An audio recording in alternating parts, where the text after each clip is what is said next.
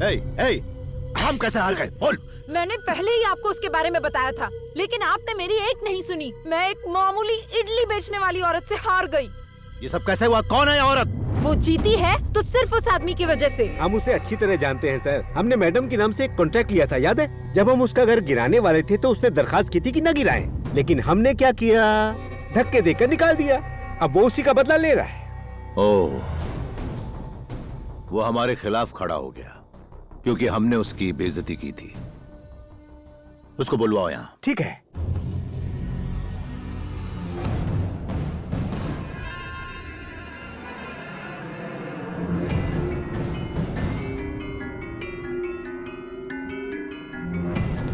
कौन है? कौन है कमल? कहाँ है? ये है सर। ये नमस्ते सर। हाँ, कौन हो तुम? हम पहले कहाँ मिले मुझे याद नहीं आता। वो तो होना ही था। चुनाव जीतने के बाद आप लोगों को भूल ही जाते हैं। एक मिनट सर, मैं समझाता हूँ। तुम भी यार कैसे बातें करते हो, अपना काम खुद भी कर रहे हो। रहने दीजिए ना, मैंने क्या गलत कहा है? लोग सिर्फ उन्हें याद रखते हैं जिसने उनके लिए कुछ किया हो। देखिए, मेरे पास ज्यादा वक्त नहीं है। मुझे यहाँ क्यों बुलाया है? तुम्हें क्या लगता है मैंने तुम्हें यहाँ खाने पीने के लिए बुलाया है? क्या रे, तू इलेक्शन में मेरे खिलाफ खड़ा होना चाहता है? बहुत चिल्ला रहा है। मैंने वोट दिए, मैंने वोट दिए।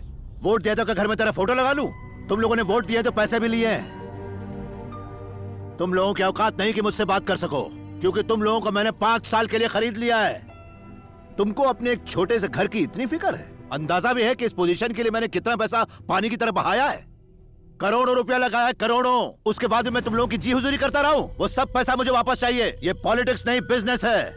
सर, मैं ना तो पॉलिटिक्स जानता हूँ और ना ही बिजनेस। वो घर मेरी लाइफ है। आपके लिए वो ईंट और पत्थर होगा, पर मेरे लिए वो एक मंदिर है सर। और उसे बचाने के लिए मैं कुछ भी कर सकता हूँ, कहीं भी जा सकता हूँ। ये बेवकूफ है क्या? कहाँ जाएगा तू? कहाँ जाएगा तू? कॉर्पोरेशन कमिश्नर के पास, एमएलए एमपी के पास, मंत्री के पास? जहां भी जाएगा मेरे पास वापस आना ही पड़ेगा। मेरी बात का बुरा मत मानना सर। आप भले ही सीएम होंगे और मैं हूं एक आम आदमी, पर अगर आप चुनाव हार गए तो आप भी आम आदमी बन जाओगे। आपको फिर इस पोस्ट के लिए हमारे पास ही आना पड़ेगा। अपनी पोजीशन का रौब मत झाड़ो। अगर आप अपनी पोजीशन के लिए कुछ भी कर सकते हैं तो मैं भी अपने घर के लिए कुछ भी कर सकता हूँ। क्या करोगे तुम?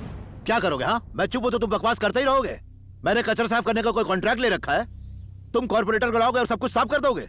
याद रहे, फंक्शंस में रिबन काट कर नहीं, लोगों के गले काट कर यहां तक पहुंचा हूं।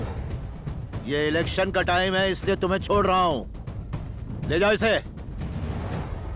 पागल हो गए हो क्या? किस तरह बातें कर रहे थे? खुशनसीब हो जो तुम्हें जिंदा छोड़ दिया इसने। अब जल्दी जाओ यहाँ से। कहाँ जाएगा तू? कॉर्पोरेशन कमिश्नर के पास, एमएलए एमपी के पास, मंत्री के पास? मैंने कचरा साफ करने का कोई कॉन्ट्रैक्ट ले रखा है? तुम कॉर्पोरेटर को लाओगे और सब कुछ साफ कर दोगे?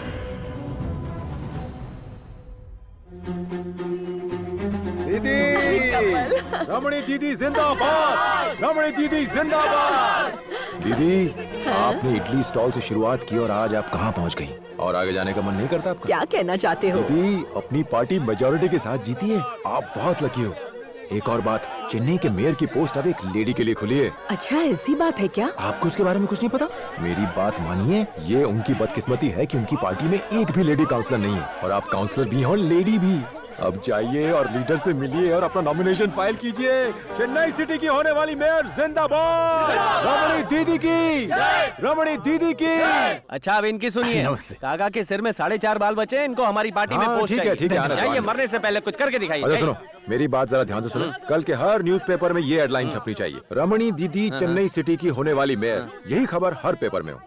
ओके, और एक बात लिखवाना, रमणी दीदी ने शेखावर जी को धन्यवाद ये किया। शेखावर कौन है भाई? पता नहीं, रमणी दीदी ने कहा है, तुम जाओ। हाँ ठीक है। तुम्हें नहीं पता शेखावर कौन है? कौन है? अरे वो करोड़पति है, बहुत बड़ा आदमी है वो। दीदी से अच्छी जान पहचान है। सिर्फ इतना ही नहीं, पॉलिटिक्स में उसकी पहुंच बहुत ऊपर तक है। तुम्हारा जवाब नहीं मामा, हर चीज की खबर रखते अरे हो। मैं वॉचमैन हूँ तो वॉच तो करूंगा ना सबको। हाँ हाँ, क्यों नहीं, वॉच करते रहो, तरक्की हो जाएगी।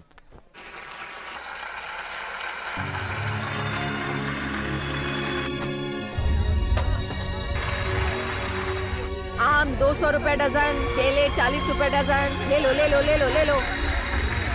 ब्याज की रकम हो गई है 2500 रुपए।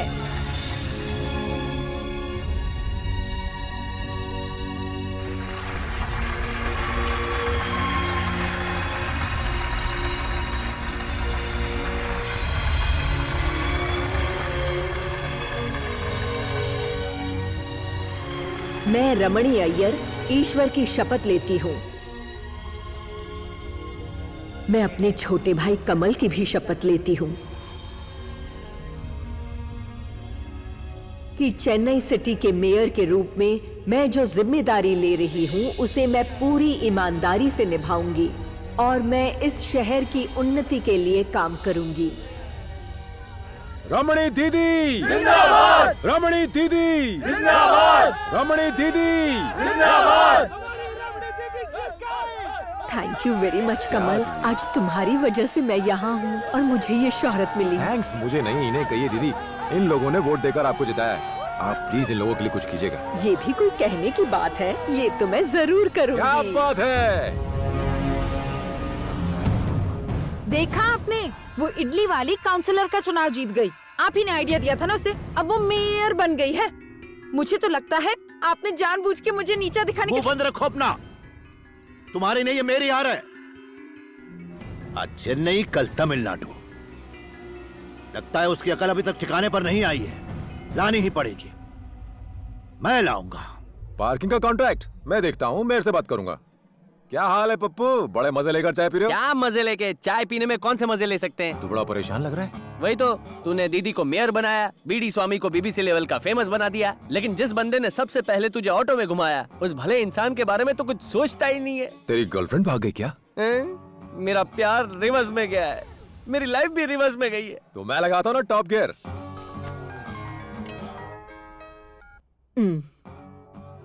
हाँ कमल। सॉरी दीदी, मैंने आपको डिस्टर्ब तो नहीं किया? नहीं, बिल्कुल नहीं। मुझे आपकी मदद चाहिए।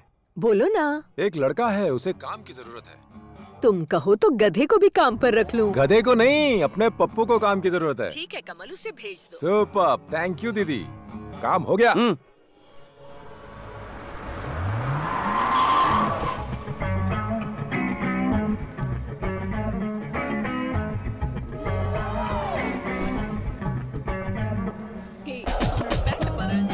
फिजिक्स के लेक्चर में कितनी नींद आती है ना। सच में। ओ क्या जोक मारा है, हंसी ही नहीं आई। ए ड्राइवर, तुम काम पे क्यों नहीं आते हो? काम पे जाकर पहले अपनी गाड़ी में पेट्रोल भरवाओ। हेलो? दिन का पगार 350 देती है और तेवर 750 के नॉनसेंस। गर्ल्स, अगर कोई प्रॉब्लम हो तो मुझे कहना, मैं चुटकियों में हल कर दूंगा। आधी रात को मच्छर भी काटे तो मुझे मैसेज करना, उन्हें काटने मैं आ जाऊंगा। अगर बॉयफ्रेंड की गाड़ी में मजा ना आता हो तो मेरी बाइक पे आकर बैठना, स्पीड ब्रेकर पर मिलके ब्रेक मारेंगे। मतलब सिंपल सी बात है, आपका कोई भी प्रॉब्लम हो, सोल्यूशन सिर्फ एक मैं। तुमने हमें बुद्धू समझा है क्या? कब से बकवास करते जा रहे हो? हैं? बकवास? अच्छा ये बताओ, तुम्हारे घर पे किसी ने सिखाया नहीं शरीफ लोगों से कैसे बात करते हैं? मुझे खुद ही पता नहीं कि मैं कौन हूँ, क्या हूँ। अगर एक इशारा कर दिया ना तो क्या से क्या हो जाएगा पता भी नहीं चलेगा। ओहो, कितने शर्म की बात है, अपने मुंह मियां मिट्ठू बनना पड़ रहा है। यहाँ कोई है जो मेरी तारीफ में कोई कुछ नहीं है, कहे? तुम ही कर लो तारीफ। ठीक है, राइट हैंड मेयर रमणी का खास आदमी। आई बात समझ में? कंधा गिला। अच्छा, मैं तुम्हारी गाड़ी का ड्राइवर नहीं बन सकता, उसे भंगार में बेच दो। बेचने के बाद जो पैसे मिले वो अपनी पॉकेट मनी समझ के रख लेना। पप्पू के बच्चे। सॉरी, मेरा नाम है रजनी पप्पू कुमार। ड्राइवर।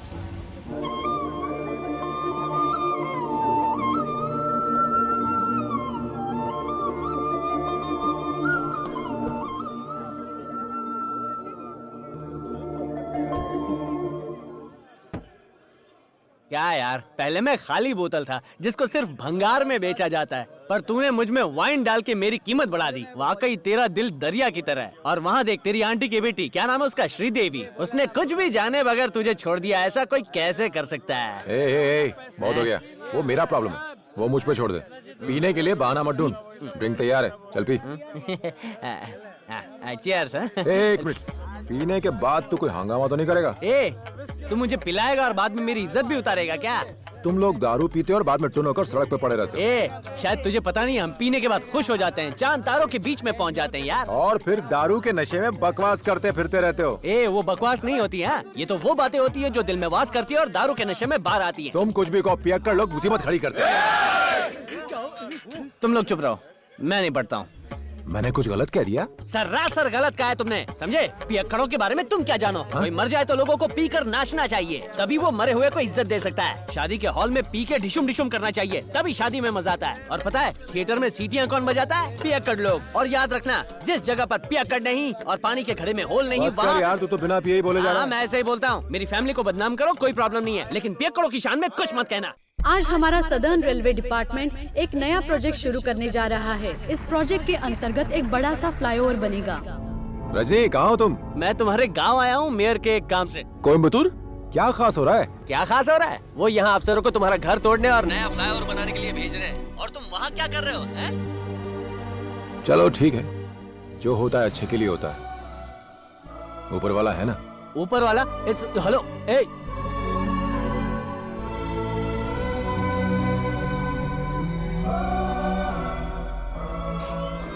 हाँ बोलो कमल।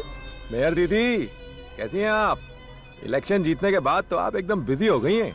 हमें भूल मत जाना दीदी। तुम ऐसे क्यों कह रहे हो? मैं ऐसा कर सकती हूँ क्या?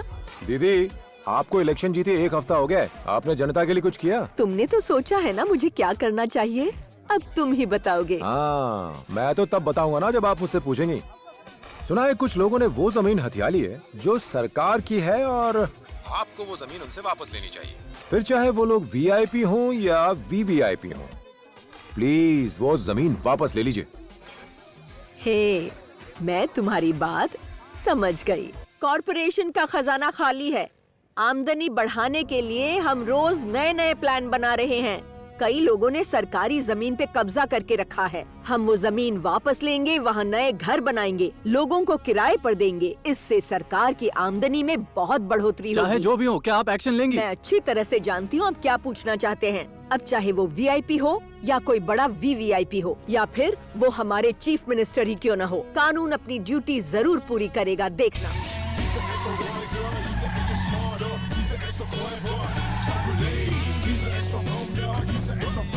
He's an extra